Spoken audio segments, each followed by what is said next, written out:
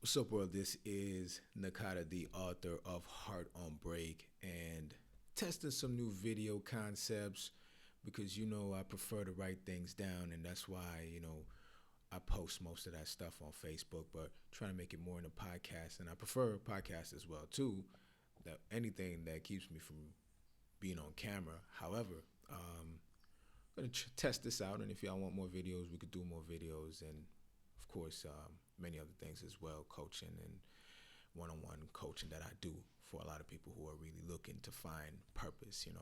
Most of this work is about really intensifying your focus on discovering and finding your purpose, and really following that path for an extended amount of time in order to reap reap the benefits of the discipline that you apply in that process before relationships. So it's what the coaching helps you do.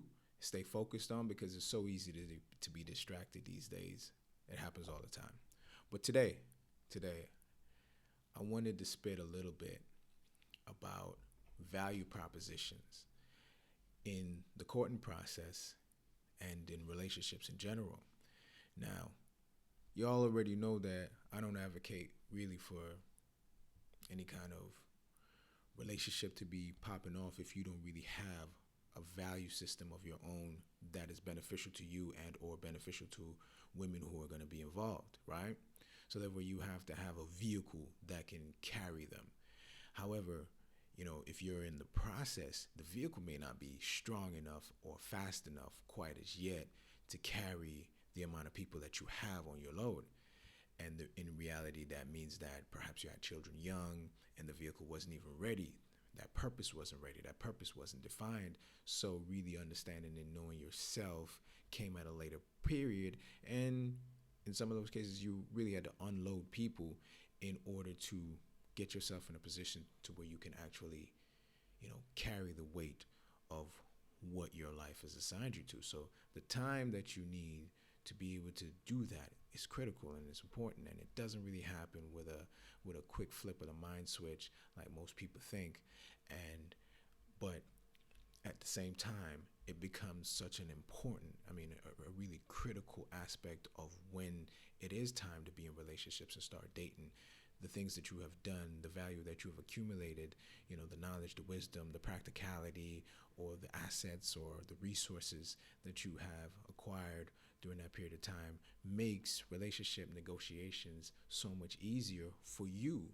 And it doesn't mean that you have to have like the epitome of everything. It doesn't mean that you have to be this liquid person that can afford this, that, and that, and then all of a sudden women just move in your direction because you've reached that place.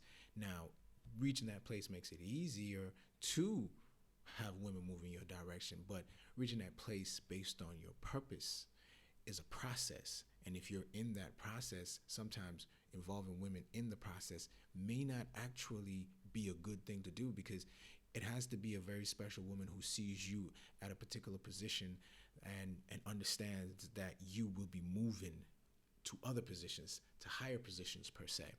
And by the ability of just being able to do that now, you're going to prove yourself more than worthy of where you are when you met her. So she's going to have to make those rooms and exceptions to respect you more, to give you more, to grow with you as you grow. That's a hard thing to ask of the modern woman these days, because they would like to keep you at positions where they are in a relative level of control, or they know how things are going to be. And when it comes to really being fully engaged in your life's purpose, it puts you in a position where you're loyal to that more than you are loyal to a woman or a relationship. And that's just really what it is.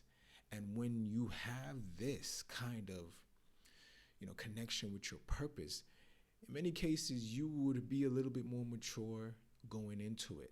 But it's the same thing as a young guy who is 18 to 25 years old, who's focused on music and actually makes it, the focus that he puts into it to create the craft or to do whatever he needs to do to make himself different enough to be successful. That's a lot of work. Just like any sports athlete, you put in a lot of practice to make it just to college or even through high school. There's a lot of dedication that comes in the process before you are reaping the benefits of being considered a success in that. And men need to understand where they are on their process, and even more so understand whether or not a woman can come in on that process and serve as someone who can actually see you through to the next level, not someone who perhaps wants to keep you at this level. And that's key. It's very, very key. Men really have to be vocal about who they are becoming.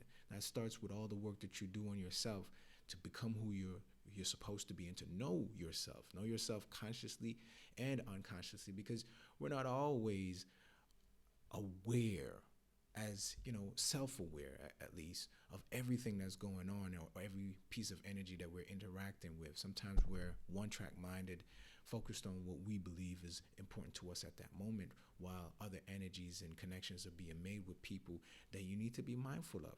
Self-awareness is the real big reward that you get out of this, because ultimately it allows you to know where you are and where you're going and who meshes well with this process. Because when you come from, let's say, the typical culture, which is a casual sex culture, now this casual sex culture pretty much promotes intense physical connections, and these intense physical connections, especially when women are dictating sexual gratification and what have you, they form bonds with people that will essentially distract you at some point, because you haven't invested the same amount of time in making sure that this person understands, not just hears or listens to what you say, but understands and is committed to who you are and where you're going. So that puts sex on a back burner. That puts the physical aspect of bonding with someone on a back burner, to make sure, first and foremost, that she understands where you're going. Because women will be like, yeah, that sounds good, that sounds great, but then it sounds really, really great, but does she understand what kind of sacrifices she'll need to make in this process? Does she understand what she's getting? Does she know what's the benefit in it? She needs to, how will this affect her life? How will this challenge her? Will it lead her to her life's purpose? And quite frankly, that's where it really is right there. Because if your life path, your plan, your vision that you have for yourself, if she likes it so much and she's in harmony with it so much, then there's no way that she's going to get all that she wants, or a vehicle or conduit such as yourself who's going to help her accelerate faster towards her life's purpose and her life's goal. If she gets that in you, there's no fucking way that she just gets it for free, without any sacrifices, without surrendering, without doing anything, adjusting, adapting, being disciplined. You get what I'm saying? Many women only conceive their value. But once your value is solidified and it's very clear to her what she gets, all of a sudden, in many cases, you will find them marginalizing that by trying to incrementally bring up their value. Well, I have sex and I clean the house and I had your baby, but that's not what you agreed to doing when you first came here. That's a part of the role that's been added to your role over time. But as men, if we're integrating women into our lives, and more specifically into the purpose, into our lives' purpose, then they come in knowing of the bigger picture before they get the microcosm of which they create when they give life and they put out and start giving to you. I'm not saying that they're not deserving of rewards for that, or affection, love, and various other things that you have to give. But what I'm saying is that don't allow that to become the focal point of the exchange. Don't allow that to become the focal point of why she's there, because in many cases, if you allow it, women will do it. They will make it all about them, especially when they know that you're pretty dedicated to your path. You're on your path. You're strong on your path. You're doing this, you're doing that, and you're doing a lot of things to propel yourself forward. And she understands this and understands that. And having children, affection, emotions, and various other things intensifies your particular connection. But at what cost? It can't be something that takes away from what you need to do. And I'm not saying that you need to do what you need to do towards your purpose 24 hours a day. There'll always be time.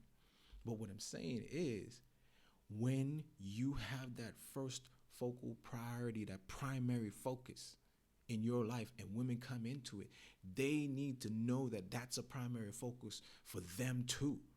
For them to integrate into it, for them to work with into it, for the children that they have to work into it as well too.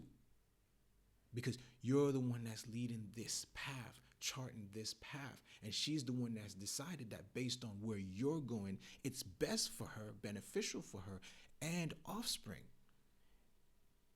So like, you don't ever want to not be focused on that path for love, for connections. This value proposition is something that will always come in almost every modern relationship, because women who find men like this, who are pretty primarily focused on their life's purpose, there's something that they get and they feel about the attention and the time that you give to them.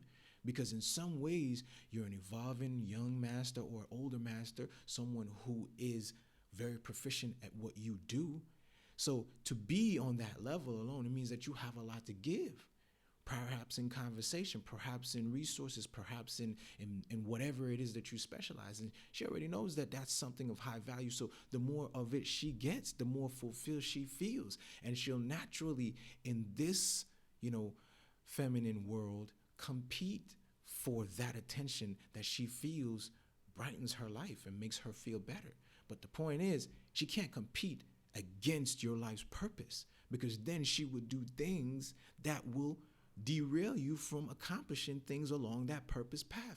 It's very important to understand this. It's very important for women to see this. And that's why it's very important for men in this position to have what I call a master's quarter, or somewhere where the woman can get adjusted to your lifestyle, understand the values before you do anything to her.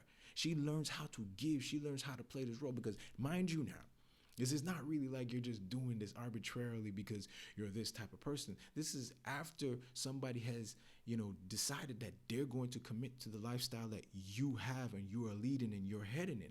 That's a very big decision for a woman to make. So she's consciously and consensually going into a space with you, of which she's learning how to bond with you, if the differences are that much. And the differences, in many cases, since we're so all fucked up and different these days, are going to be that much, and may require this time, this quarantine type of time, away from perhaps everything that she's accustomed to doing, developing the new habits that are required to play the role. And quite frankly, the development that goes through in that process is a part of her life's purpose too, because it enhances her in the ways that she seeks to be enhanced. Now, when you're doing things like this, it makes it obviously clear where the order is, where the hierarchy of needs are being met, and how they need to be met based on the roles that people play. People want to be in fairy tale line, I could do whatever I want to do and she can do whatever. It does not work like that. That's where distractions come in. Family economics is the base of government building, nation building. If men are not firstly dedicated to who they are and leading in that path and direction first and foremost, they're going to face difficulties almost all the time. And in this world, like I said before, women are competing. They're competing against each other, because they love to do that. And they're also competing against whatever it is that you pay the most attention to. That's just how it is. How she just needs to understand that she cannot compete with what completes the picture for you all, the family perspective per se, the purpose that you need to have on there, because her purpose may be elsewhere. She can't compete with that. She shouldn't compete with that. She should know how she brings it together and enhances it, including the value you as a man in this position will place on child rearing. You got to know, if women are willing to go along with the program, that's going to strengthen your family legacy. These days, people have ideas about how to raise children. Like, these are the things that you do in these spaces, and it's advanced. It's very advanced. If we're dealing with someone who's never had any order in their life, it's going to be very difficult. And that space, that quarantine space, that holding space that you'll put her in to develop and to learn how to do the things that are in mesh with you or in alignment with you. You get what I'm saying? That's critical. It's going to be a critical thing because in many cases, you may want to opt for somebody who you don't have to do that with. Someone who is already on the level that you want them to be, on your level. And you can obviously see are open enough to go to higher levels with you. I'm not saying that y'all all going to be on the same level, but she has to aspire for higher heights, just like you do. And if your way is a form of higher height, the discipline that you approach, the order that you have in your family, the things that you are considering for your family's sake, not just for yourself, but transgenerationally, children and grandchildren, great-grandchildren, and so forth and so on. People want to join communities and groups and all these other things that are all set together, but they don't want to join when it comes to a man and a woman building a family and doing that amongst their own progeny. That's where it all started.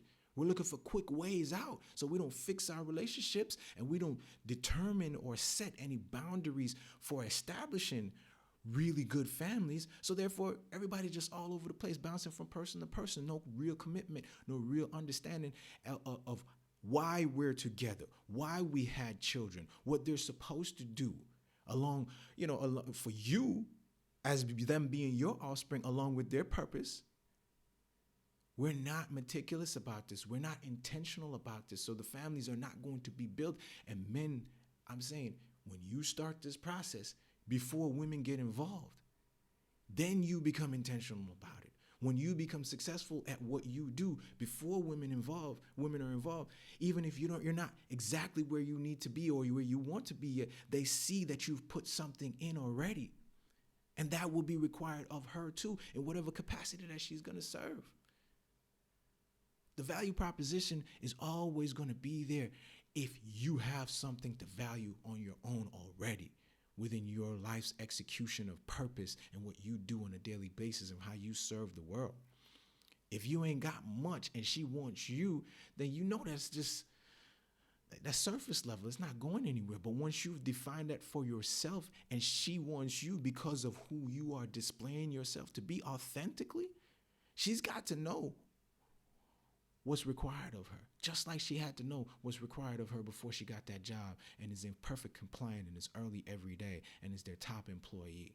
The same way for you, the issue is that they are not trained this way, especially when you have examples such as the whole Russell Wilson and Sierra situation. I don't know anybody who's not going to agree that Sierra came up major with this guy.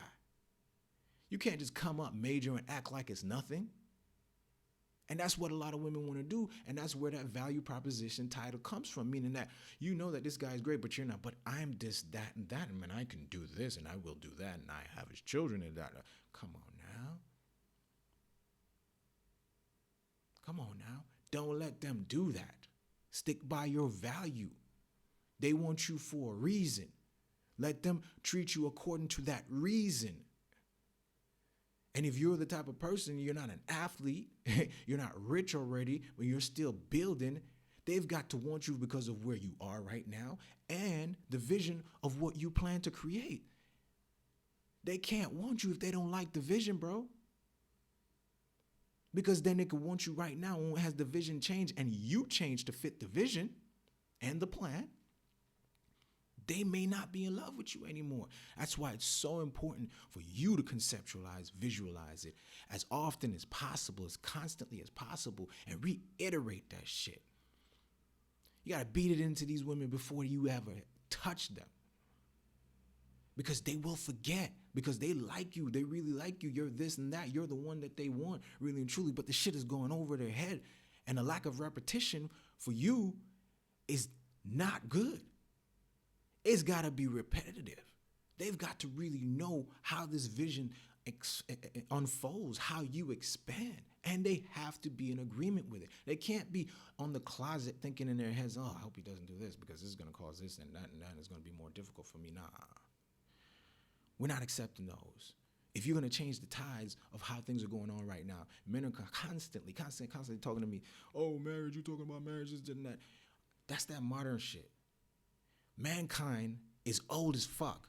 Stop thinking that what we've been doing in the last 150, 200, even 500 to 1,000 years is law.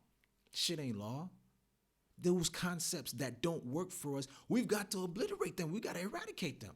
We can't keep allowing them. There were systems before that ensured that your children and your children's children don't end up slaves.